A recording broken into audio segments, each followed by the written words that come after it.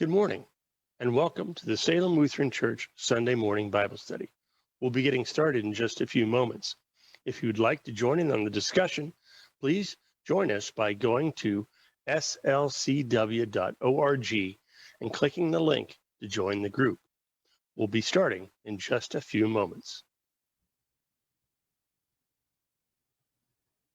Well, good morning, and welcome to Salem Lutheran Church's Bible study on this cold day here in Worcester, Ohio. The last time I checked, the temperature was 4 degrees outside, and when I walked with my dog, the snow was crunching under my feet. I hate that. Anyways, today we are going to be discussing Psalm 129.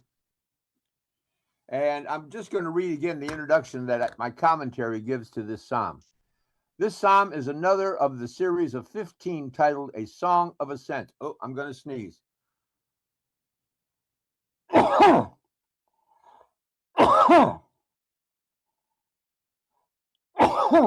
excuse me. God bless you. Thank you very much. This psalm is another of the series of 15 titled A Song of Ascent. So we're getting towards the end of the Songs of Ascent. We got about another 5 to go, I think. As the pilgrims came to Jerusalem to remember God's many past deliverances, such as in the Feast of Passover or Tabernacles or Pentecost, they prayed confidently for God's continued protection and the defeat of their many enemies. Whereas most nations tend to look back on what they have achieved, Israel reflects here on what she has survived.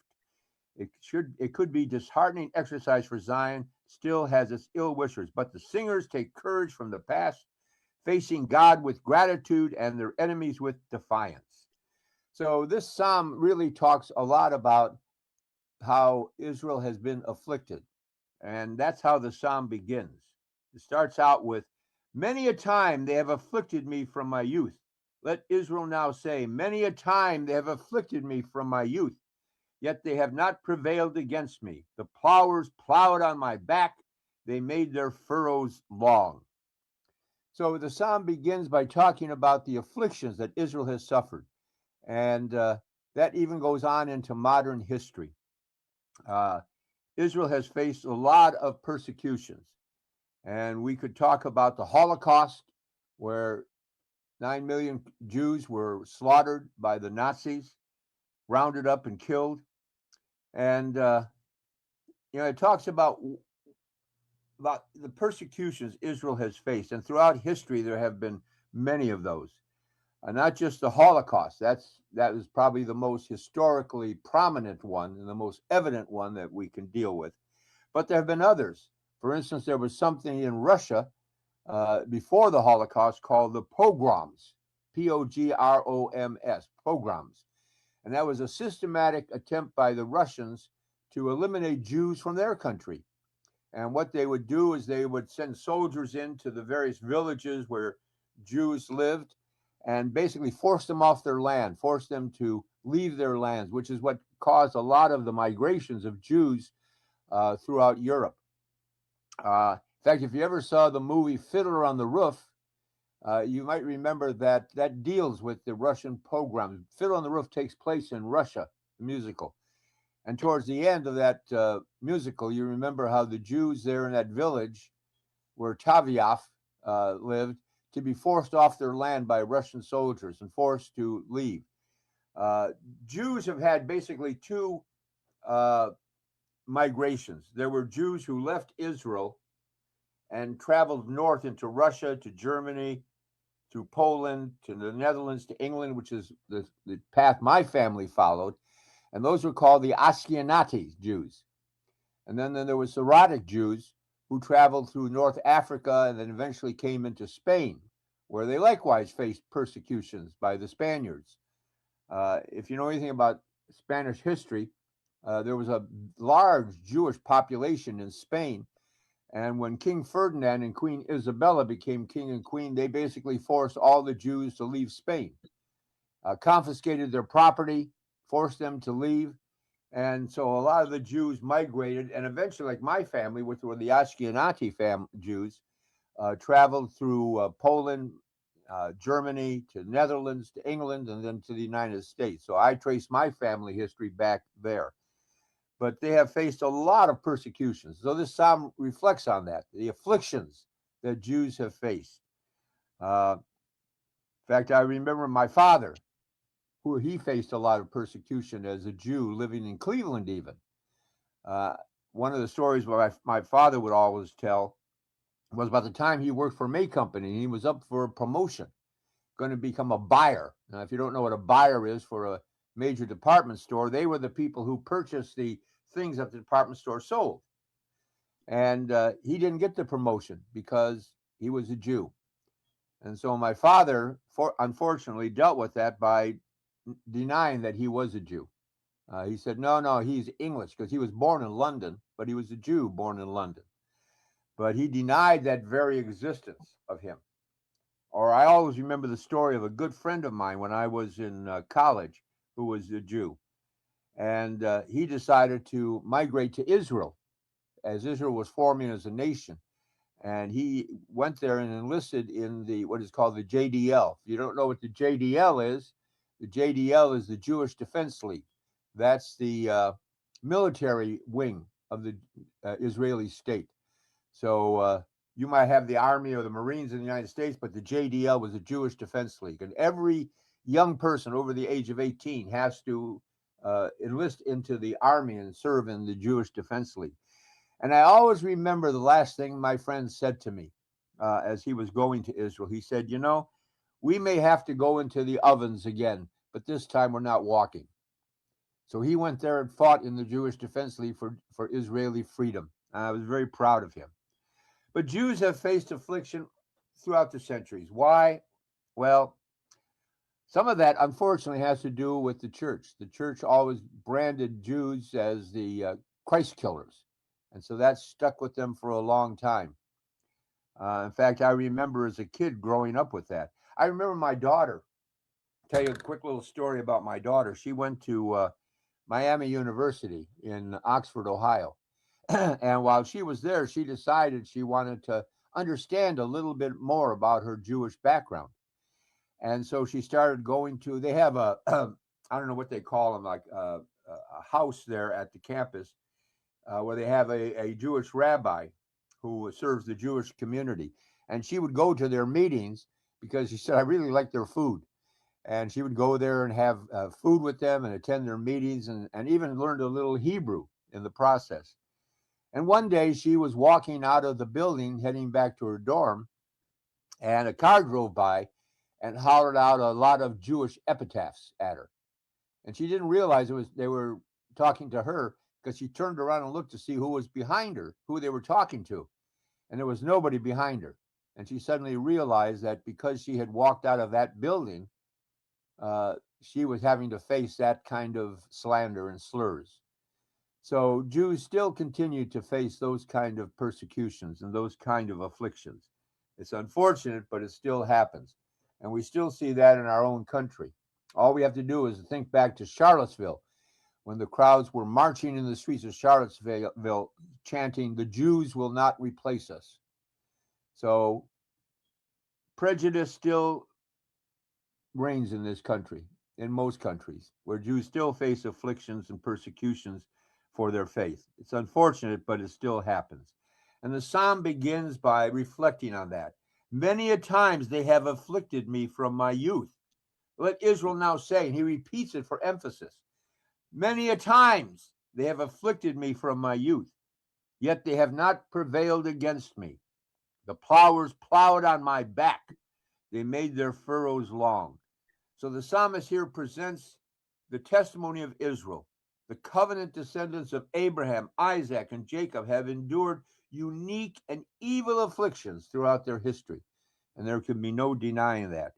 And it talks about how it paints that picture of how their plows have plowed on my back, how they have tried to plow me under the ground, how they have tried to ride me down under the ground, how they have tried to destroy me, how they have tried to obliterate me from the face of the earth, simply because of my blood. And yet, the psalm says, yet the psalmist tells us, they have not prevailed against me. This is the happy testimony of Israel. Jew hatred has raged against them for centuries, yet the enemies of the Jewish people have never ultimately succeeded or prevailed against them. And Jews have finally decided to stand up and fight. So if you take a look at what's going on in Israel even today, why does Israel react so strongly against attacks upon them? Well, it's because of this. They have suffered uniquely throughout their history, and now they decided to stand and fight. My wife used to always say that I could talk about most political issues very rationally and very logically, except for one issue, and that is the state of Israel. I was always a staunch defender of Israel because of my own family background and because of the prejudices that we faced, even though we were Christians, even though we were Lutherans. We still face it because of that last name, Nathan, Jewish name. Actually, the word Nathan is a Hebrew word. It means gift of God, gift of God. So my family is a gift of God. And we bear the same name as the great prophet of Israel. Nathan was the prophet of Israel to David when he was king of Israel. And so anyways, I'm very proud of my history, but yet I know the history is riddled with persecutions, with people trying to drive them out of existence. And the Nazi Germany regime of 9 million Jews killed in the Holocaust is an example of that. So I know there's still a lot of Holocaust deniers out there, but you can't deny. In fact, one of my great heroes during World War II was a guy named George S. Patton. I love George Patton. He was a great general. In fact, probably more than any other general, he's responsible for the defeat of Germany during World War II. But when he captured, I think it was Auschwitz, and he got there, the people in the town nearby said, "Oh, we didn't know what was going on there. We didn't know what was happening to the Jews." And Patton was so distraught by that he forced all the inhabitants of the city to walk single file through Auschwitz, see the pile of dead Jews, the corpses, the skeletons, the ovens in which they were destroyed. And I always thought that was a brave thing. Brave thing. George Patton, one of my personal heroes. Anyways, so the psalm begins by talking about that, about the afflictions that Israel has faced, about the persecutions Israel has faced. And yet, the psalm says, they have not prevailed against us. The plows may have plowed on my back. The psalmist describes how the many afflictions of Israel as if their enemies ran over their stretched out bodies with a plow. This is a vivid picture of the suffering and the subjugation, being utterly laid low by one's foes. That's what my commentary says. So the psalm acknowledges that type of persecution, those types of afflictions that the Israelites have faced. And yet, the psalm tells us they have not prevailed against Israel. In spite of all of their attacks, in spite of all the persecution, Israel has prevailed. And then the psalm goes on in verse 4. The Lord is righteous. He has cut in pieces the cords of the wicked. Again, the Lord, the word there is Yahweh. Yahweh. Remember, every time you hear Yahweh, it's talking about the covenant God, the God who made the promise to Israel that I will be your God and you shall be my people, and that you will not be overcome, that Israel will stand forever. The Lord is righteous. God promises to preserve and to protect the people of Israel, and his faithfulness is demonstrated to all of his righteous. The Lord is righteous means that he will keep his promises. The promise to God that Israel shall not depart from the face of this earth, that Israel will prevail against all of his enemies. And so it says he has cut in pieces the cords of the wicked. Just imagine, it's like taking a tree. He says, the wicked people are like a tree, and we're going to cut that. God will cut them in pieces and turn them into firewood. God's promise is that the people of Israel will stand forever. So he has cut in pieces the cords of the wicked. Israel's foes, he says, they're strong. They're clever, but not greater than God. And God will deliver them. The wicked will be restrained, and the enslaved God's people will cut them in pieces. So it's a promise by God that no matter what the Jews have faced, no matter what Israel has faced, they will prevail. And you can imagine the pilgrims making their way to Jerusalem, thinking back about all the kinds of afflictions, all the kinds of evil that has been showered down upon them by the world. And they're chanting as they head to Jerusalem to celebrate the great festivals of Passover, the great festival of deliverance of the people of Israel out of their slavery in Egypt. How they're chanting this and reliving their history, knowing that God will be with them. And then it talks about in the psalm how God will turn the hatred of Jews against the enemies. Let all those who hate Zion, another name for the people of Israel, let all those who hate Zion. Remember, Zion was the name of the mount in the middle of the city of Jerusalem on which the temple was built. So Zion is this pinnacle, this shining light on the city, this shining temple on the city, which is a symbol of Israel, the people of Israel. Let all those who hate Zion be put to shame and turned back. Let them be as the grass on the housetops, which withers before it grows up. You know, it was very common in those days that as a form of insulation, you would take sod and put it on the top of your house to kind of keep the heat in when you were setting your fireplaces. But what happens to grass when it's just on a rooftop? Well, eventually it doesn't have soil to dig into. It doesn't have the moisture it needs. And so it withers. So grass will turn brown and wither and die. And he says, the people of Israel who hate Israel, who attack Israel, they will be like that grass. They will wither and die. Let all those who hate Zion be put to shame and turned back. Let them be as the grass on the housetops, which withers before it can grow up, before it can take root. It will wither and die. That will be God's punishment upon those who hate Israel. Pretty strong statement in this psalm. And it's a promise that the people of Israel, the land of Israel, will last forever. And people of Israel today take that very seriously. And the psalm goes on in verse 4, with which the reaper does not fill his hand, nor he who binds sheaves his arms. Let all those who hate Israel be put to shame. The psalmist prayed that not only would the Israelites be delivered from the enemies, but that God would also apply his righteousness to their enemies. They should be shamed and turned back. As we said before, he says, let them be as the grass that grows in the rainy season on the rooftop, but then withers as the weather becomes warm and dry. He prayed that the green season of Israel's enemies would be short-lived, that those who are prospering on the backs of Israel, that will be short-lived, like the grass on the rooftops. It will wither and it will die. And then it ends up that verse with saying, with which the reaper does not fill his hand. The grass of the previous verse was useless for the reaper, for those who gather grain. The psalmist wanted the uselessness of the wicked enemies of Israel to be exposed and evident to all.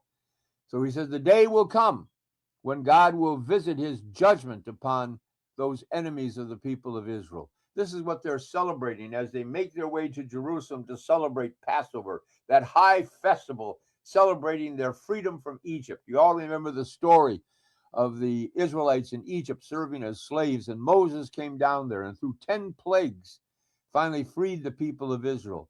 And finally, the last plague, the death of the firstborn child of everybody in the land of Egypt, except for those who had painted the lintels of their door with the blood of the lamb. There the angel of death would pass over, and that's where the name Passover comes from, that they would be delivered from this final plague. And that day they gathered together in their homes for the final time, had one final meal, which the Israelites still celebrate every year this in their homes.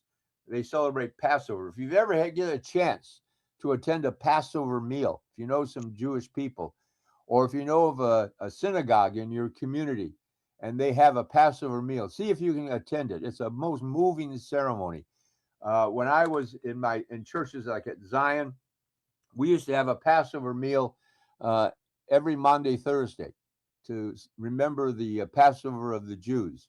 And it's filled with all kinds of special foods. The lamb, of course, but then there's bitter herbs that are eaten, which is basically parsley and salt water, to remind the people of their bitter tears that they shed while they were slaves in Egypt. And then there's the unleavened bread because they couldn't wait for bread to rise because they had to leave the next day. They were leaving Egypt. And so they ate the unleavened bread. And they ate a salad called harosith, which is basically nuts and apple ground up in a blender. So it's almost like paste. And that's to remind them of the bricks that they made out of mud. It almost looks like mud, the salad, to remind them of the bricks they had made. So it's a whole meal to remind them of the sufferings they endured in Egypt, and yet how God delivered them from the land of Egypt. And so here are the Israelite pilgrims making their way to Jerusalem to celebrate that Passover, to remember God's deliverance, to remember that God's promises to Israel have not left them, have not deserted them. God's promises that they will last forever, that Yahweh, the covenant God, the God of righteousness, will deliver his people from slavery and from all those who oppose the people of Israel. So the psalm then sort of ends with the verse, neither let those who pass by them say, the blessing of the Lord be upon you. We bless you in the name of the Lord.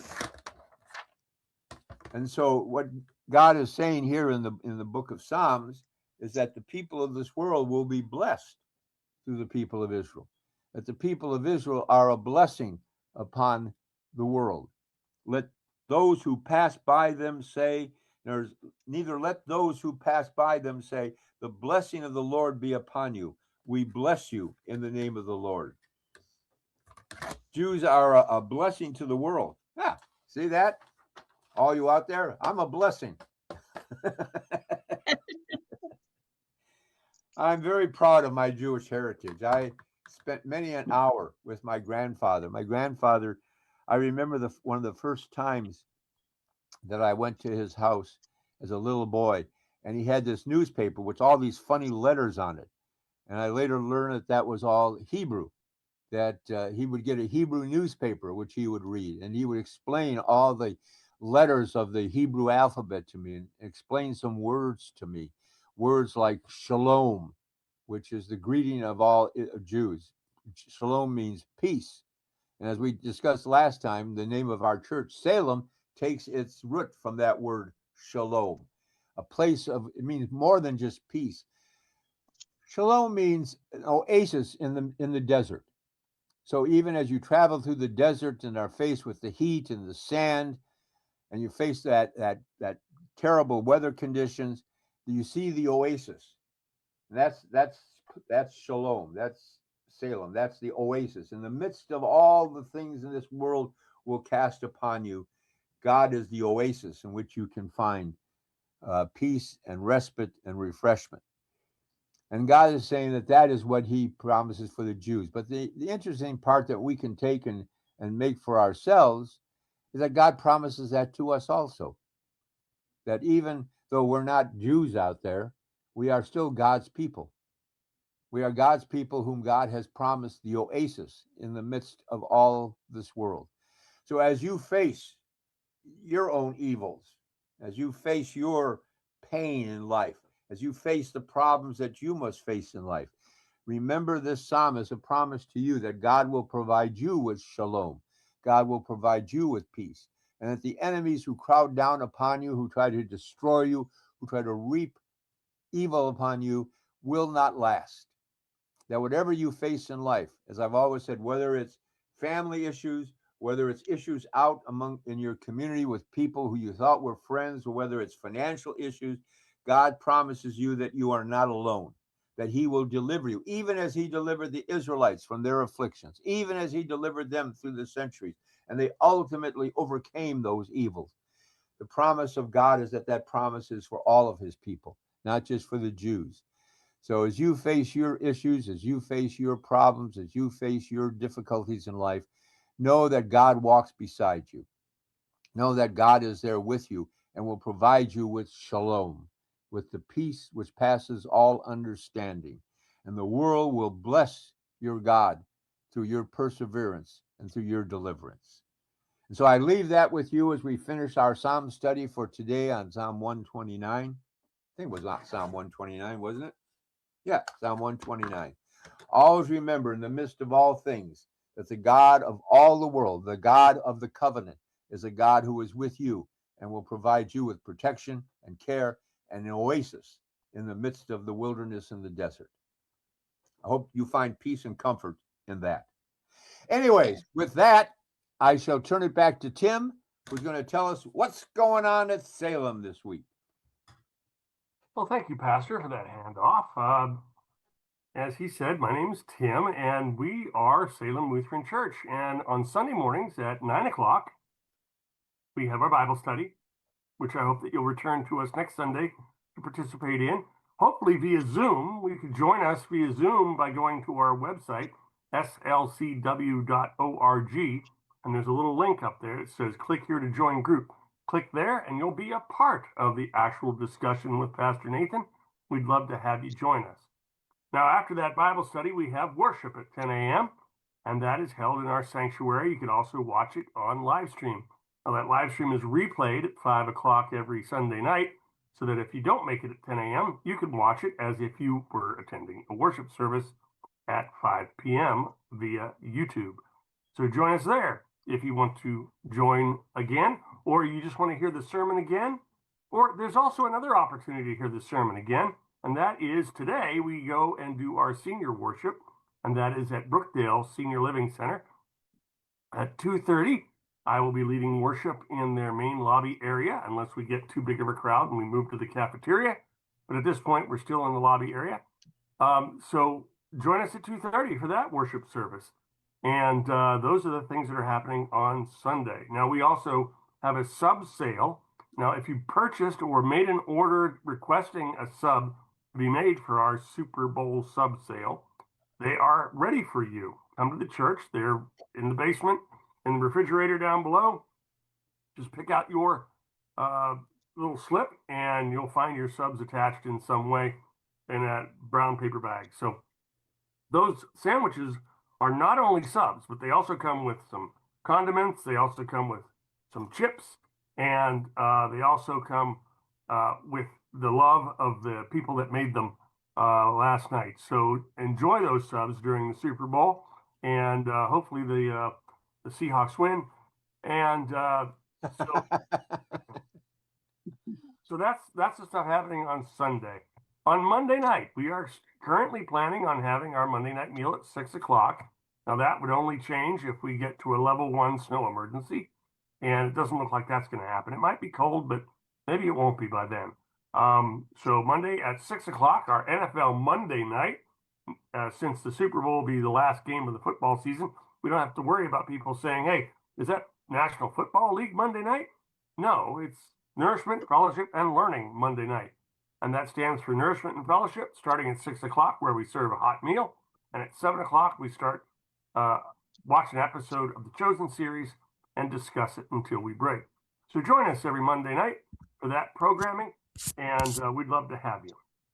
So, is there anything I'm missing at this point? I don't think I am. I don't think so. Oh, one thing, if you come to church today, you can get a free box of cookies. Added incentive. I'm bringing some Girl Scout cookies to the church this morning. My granddaughter is a Girl Scout, and I always buy a case of cookies, but I don't want them. So I'm going to be giving some out today. So if you come, you might have a chance of getting one of 5 boxes of cookies. So come and join us for worship. And next Sunday, see us for our Bible study. So anyways, with that, I'd like to say I wish God's blessings upon all of you. May he keep you in his loving hands throughout this week.